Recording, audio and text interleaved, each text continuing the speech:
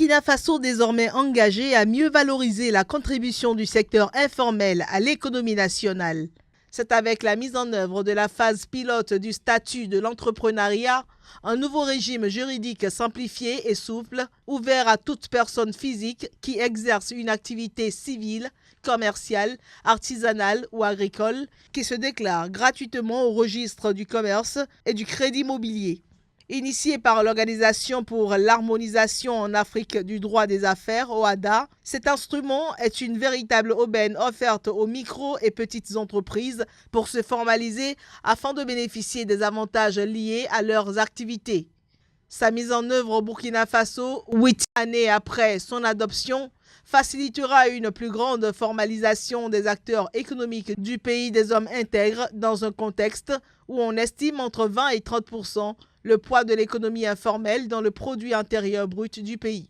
Au total, 350 dossiers de micro et petites entreprises ont déjà été réceptionnés pour bénéficier de ce statut de l'entrepreneuriat et ainsi jouir d'un accès facilité aux services d'appui, de l'accroissement de leur productivité et de l'amélioration de leur performance.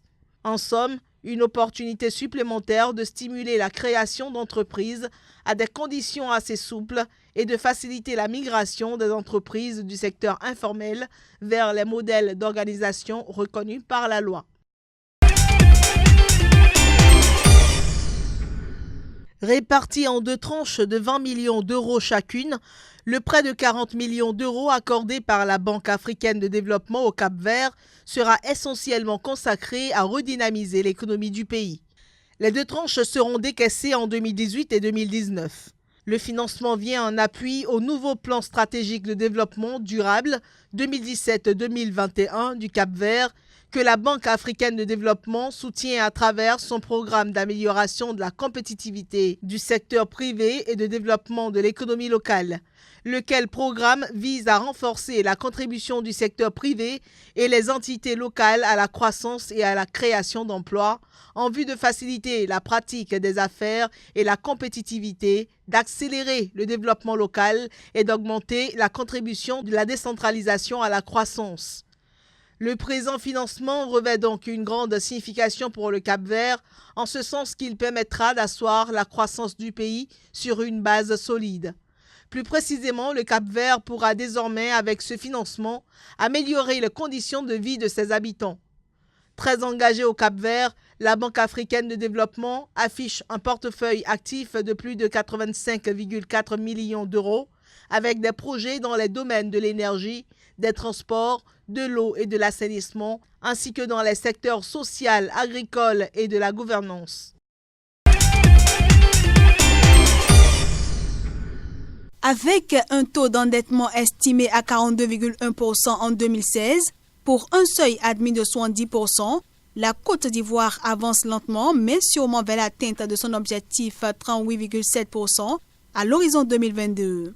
Résolument inscrit dans la mise en œuvre des bonnes pratiques internationales en matière de gestion de la dette souveraine, le pays a pris 2 mesures principales. Il s'agit d'abord de la création du Comité national de la dette publique, un comité mis en place en 2011 et qui a pour mission de coordonner et suivre la mise en œuvre de la politique nationale d'endettement et de gestion de la dette publique, de veiller à sa mise en cohérence avec les objectifs de développement et la capacité financière de l'État et d'élaborer le projet de politique et de stratégie d'endettement en vue de son adoption par le gouvernement.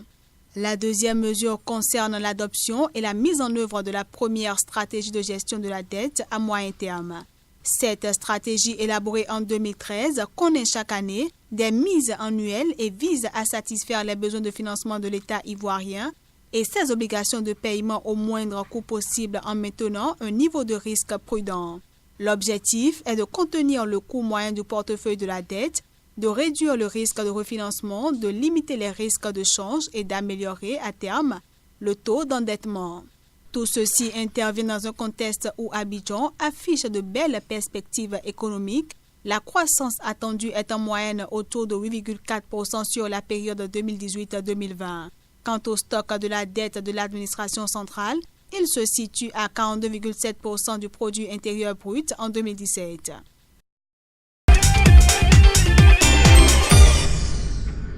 L'activité économique est en légère progression au Sénégal. Elle s'est accrue de 0,3% au mois de juin 2018, soit une progression de 6,9% par rapport à la même période en 2017. Cet accroissement est imputable aux performances réalisées par le secteur tertiaire et l'administration publique. Ces deux domaines ont respectivement enregistré des progressions de 1,7% et 0,2%. Selon la direction de la prévision et des études économiques qui a rendu public ces données, le secteur secondaire et primaire ont pour leur part réalisé des contre-performances. Ainsi, le secteur secondaire a connu un repli de 1,7%, tandis que le secteur primaire a connu une baisse de 0,2%.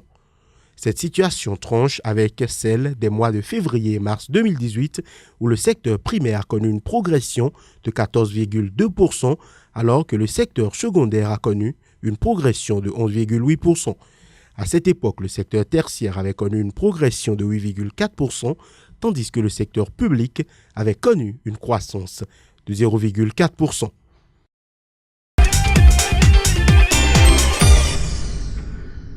Selon le rapport semestriel de la Banque mondiale sur les développements économiques, l'économie malgache se porte bien. Elle devrait enregistrer une légère croissance de 0,8% entre 2017 et 2018, passant de 4,2% à 5%. Deux principaux secteurs ont porté cette croissance, notamment les transports et les banques. On note aussi une bonne performance des biens et services produits dans les zones franches économiques qui ont contribué à de solides recettes de l'exportation et à l'accumulation de réserves en devises dans le pays. La croissance de l'économie malgache reste cependant entachée par le taux d'inflation qui a culminé à 9% vers la fin de l'année 2017 avant de s'atténuer au premier trimestre de 2018. Par ailleurs, le nombre de Malgaches vivant en deçà du seuil de 1,90$ par jour devrait baisser de 75 à 73% d'ici à 2020.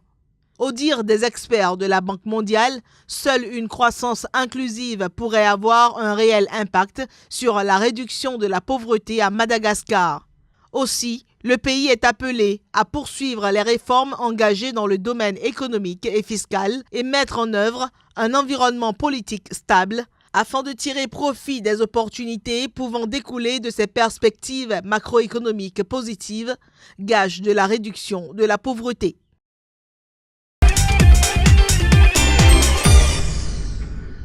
Autrefois en proie à d'énormes difficultés, la filière palmier à huile a amorcé au Gabon un décollage en pleine progression. Avec la montée en puissance progressive de la production des plantations d'Olam Palm d'Awala et de Mouila, la filière contribue plus significativement au produit intérieur brut et au processus de diversification de l'économie gabonaise. En effet, au premier trimestre 2018, le secteur a poursuivi les performances enregistrées depuis près de 2 ans. Ainsi, la trituration des régimes de palme récoltés a généré une production de 12 657 tonnes d'huile rouge brute contre 7 352 tonnes il y a un an, soit une progression de 72,3%. Quant à la production d'huile de palme mixte, elle s'est élevée à 1896 tonnes contre 892 tonnes l'an dernier, soit une hausse de 112,5%. En ce qui concerne la branche des huiles et corps gras, elle a été marquée par un raffermissement de son activité grâce à l'approvisionnement régulier des usines en huile rouge brute. Ainsi, la production d'huile raffinée a progressé de 37,7% pour se situer à 2160 tonnes contre 1568 à la même période en 2017. Enfin, le chiffre d'affaires réalisé au cours de la période a plus que doublé pour s'établir à 19,2 milliards de francs CFA contre 9,568 milliards de francs CFA à la même période en 2017.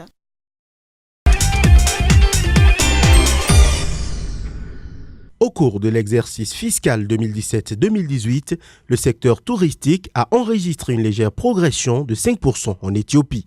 Le pays a engrangé 3,5 milliards de dollars contre 3,32 milliards de dollars lors de l'exercice 2016-2017.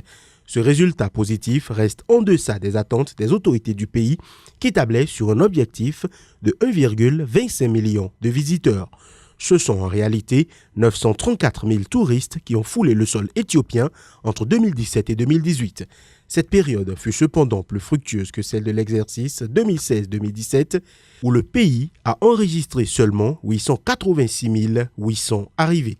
S'agissant des créations d'emplois, l'Éthiopie a enregistré un recul de 177 000 emplois créés au cours de l'exercice 2017-2018 contre 297 000 emplois enregistrés l'exercice précédent. Selon le ministère éthiopien de la Culture et du Tourisme, l'insuffisance d'infrastructures et le faible niveau de prestation de services ont été les principales contraintes qui empêchent les visiteurs de rester longtemps et de dépenser de l'argent dans le pays. Diverses mesures sont d'ores et déjà envisagées en vue d'améliorer la performance de tout le secteur touristique éthiopien en travaillant avec le secteur privé et les prestataires de services gouvernementaux.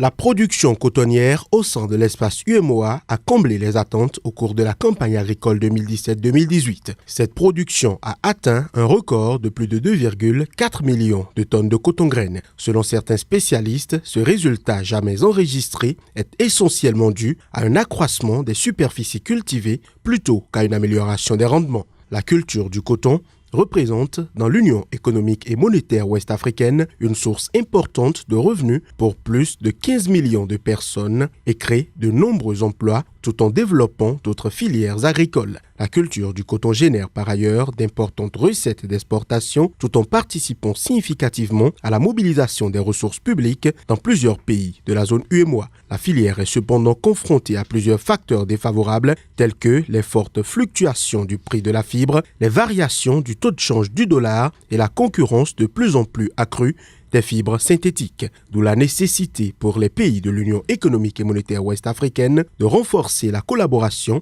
et le partenariat entre les différentes parties prenantes des secteurs publics et privés au niveau local, national et régional afin de traiter les questions et les priorités relatives à la filière coton.